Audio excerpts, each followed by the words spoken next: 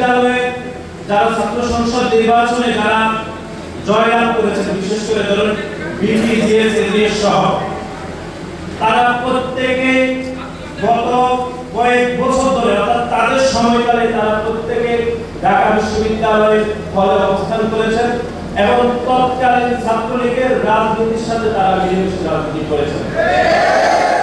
জাতীয়তাবাদী ছাত্রদলের সাধারণ সম্পাদক নাসির উদ্দিন নাসির বলেছেন, ডাকসু ও জাকসুর ভিপি, জিএস ও এজিএস পদে নির্বাচিত প্রতিনিধিরা আগে ছাত্রলীগের সঙ্গে যুক্ত ছিলেন।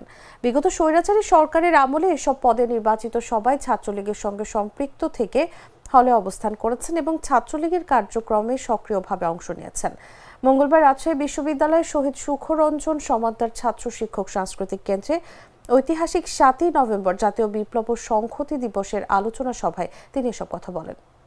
ঢাকা বিশ্ববিদ্যালয়ে যারা ছাত্র সংসদ নির্বাচনে যারা জয়লাভ করেছেন, বিশেষ করে ধরুন বিপিজিএস এনডিএস সহ, তারা প্রত্যেকে গত কয়েক বছর ধরে অর্থাৎ তাদের সময়কালে তারা প্রত্যেকে ঢাকা বিশ্ববিদ্যালয়ের হলে অবস্থান করেছেন এবং তৎকালীন ছাত্রলীগের রাজনীতির সাথে তারা মিলেমিশে রাজনীতি করেছেন। কিন্তু তার বিপরীতে শুধু ছাত্রদল নয়, অন্য অনেক ছাত্র সংগঠন থেকে যারা নির্বাচন করেছেন তারা কেউ হলে অবস্থান করতে পারেনি শেখ ফ্যাসিবাদের বিপক্ষে রাজনীতি করার কারণে।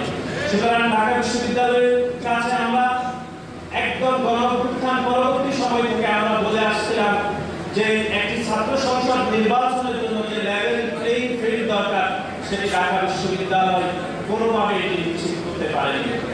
আমরা জাহাঙ্গীরনগর বিশ্ববিদ্যালয়ে একই চিত্র দেখেছি, যারা বিপি নির্বাচিত হয়েছেন, যারা জিএস এজেস নির্বাচিত হয়েছেন, তারা প্রত্যেকেই ফ্যাসিবাদের আমলে তারা হলে থেকেছেন এবং